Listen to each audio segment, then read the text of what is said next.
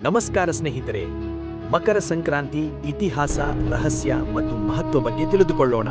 ನಾವು ಪ್ರತಿ ವರ್ಷ ಸಂಭ್ರಮದಿಂದ ಆಚರಿಸುವ ಮಕರ ಸಂಕ್ರಾಂತಿ ಕೇವಲ ಹಬ್ಬವೇ ಅಥವಾ ಇದರ ಹಿಂದೆ ಸಾವಿರಾರು ವರ್ಷಗಳ ಇತಿಹಾಸ, ವಿಜ್ಞಾನ ಮತ್ತು ಪೌರಾಣಿಕ ರಹಸ್ಯಗಳಿವೆಯೇ? ಇಂದು ಈ ವಿಡಿಯೋದಲ್ಲಿ ಮಕರ ಸಂಕ್ರಾಂತಿಯ ಸಂಪೂರ್ಣ ಕಥೆ ತಿಳಿಯೋಣ. ಮಕರ ಸಂಕ್ರಾಂತಿ ಎಂದರೆ ಸೂರ್ಯನು ಧನುರಾಶಿಯಿಂದ ಮಕರ ರಾಶಿಗೆ ಪ್ರವೇಶಿಸುವ ದಿನ. ಈ ದಿನದಿಂದ ಉತ್ತರಾಯಣ ಆರಂಭ. ದಿನಗಳು ಉದ್ದವಾಗುತ್ತವೆ. ಕೃಷಿಗೆ ಹೊಸ ಕಾಲ ಶುರು.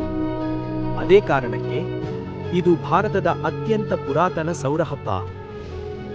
ಇಂದಿನಿಂದ ಸುಮಾರು 5,000 ವರ್ಷಗಳ ಹಿಂದೆಯೇ ಭಾರತೀಯ ಋಷಿಗಳು ಸೂರ್ಯನ ಚಲನೆಯನ್ನು ನಿಖರವಾಗಿ ಅಧ್ಯಯನ ಮಾಡಿದ್ದರು.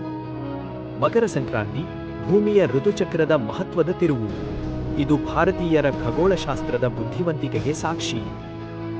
ಮಹಾಭಾರತದಲ್ಲಿ ಭೀಷ್ಮ ಪಿತಾಮಹರು ಶರಶಯ್ಯೆಯ ಮೇಲೆ ಮಲಗಿದ್ದರೂ ಉತ್ತರಾಯಣದವರೆಗೆ ಕಾಯುತ್ತಾರೆ.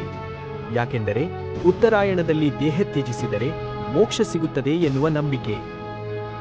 ಇನ್ನೊಂದು ಪೌರಾಣಿಕ ಕಥೆ, ಸೂರ್ಯದೇವರು ಮಕರ ರಾಶಿಯ ಅಧಿಪತಿ ಶನಿದೇವರ ಮನೆಗೆ ಪ್ರವೇಶಿಸುತ್ತಾರೆ. ಇದು ವೈಷಮ್ಯ ಮರೆತು ಸಮಾಧಾನ ಮತ್ತು ಸಂಬಂಧಗಳ ಸಂಕೇತ. ಮಕರ ಸಂಕ್ರಾಂತಿ ರೈತರ ಹಬ್ಬ. ಹೊಸ ಬೆಳೆ, ಹೊಸ ಆಶೆ, ಹೊಸ ಜೀವನ. ಅದಕ್ಕೆ ಎಳ್ಳು, ಬೆಲ್ಲ, ಅಕ್ಕಿ, ಕಬ್ಬು ಈ ಹಬ್ಬದ ಪ್ರಮುಖ ಭಾಗ.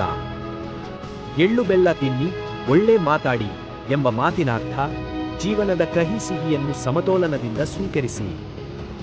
ಕರ್ನಾಟಕ ಎಳ್ಳು ಬೆಲ್ಲ, ತಮಿಳುನಾಡು ಪೊಂಗಲ್, ಆಂಧ್ರ ತೆಲಂಗಾಣ ಸಂಕ್ರಾಂತಿ, ಪಂಜಾಬ್ ಲೋರಿ, ಮಹಾರಾಷ್ಟ್ರ ತಿಳಗುಳ್. ಹೆಸರು ಬೇರೆ, ಆದರೆ ಉದ್ದೇಶ ಒಂದೇ. ಸೂರ್ಯನಿಗೆ ಧನ್ಯವಾದಗಳು. ಮಕರ ಸಂಕ್ರಾಂತಿ ಅಂಧಕಾರದಿಂದ ಬೆಳಕಿನ ಕಡೆಗೆ ಸಾಗುವ ಸಂಕೇತ. ದುಃಖದಿಂದ ಸಂತೋಷದ ಕಡೆಗೆ, ಸೋಲಿನಿಂದ ಆಶೆಯ ಕಡೆಗೆ. ಅದೇ ಕಾರಣಕ್ಕೆ ಈ ದಿನ ದಾನ, ಸ್ನಾನ, ಪೂಜೆ ಅತ್ಯಂತ ಪವಿತ್ರವೆಂದು ನಂಬಲಾಗಿದೆ. ಮಕರ ಸಂಕ್ರಾಂತಿ ಕೇವಲ ಹಬ್ಬವಲ್ಲ, ಇದು ವಿಜ್ಞಾನ, ಇತಿಹಾಸ, ಕೃಷಿ, ಸಂಸ್ಕೃತಿ ಎಲ್ಲವನ್ನೂ ಒಟ್ಟುಗೂಡಿಸಿದ ಭಾರತೀಯ ಪರಂಪರೆಯ ಅದ್ಭುತ ಉದಾಹರಣೆ. ಎಲ್ಲರಿಗೂ ಹಾರ್ದಿಕ ಮಕರ ಸಂಕ್ರಾಂತಿ ಶುಭಾಶಯಗಳು.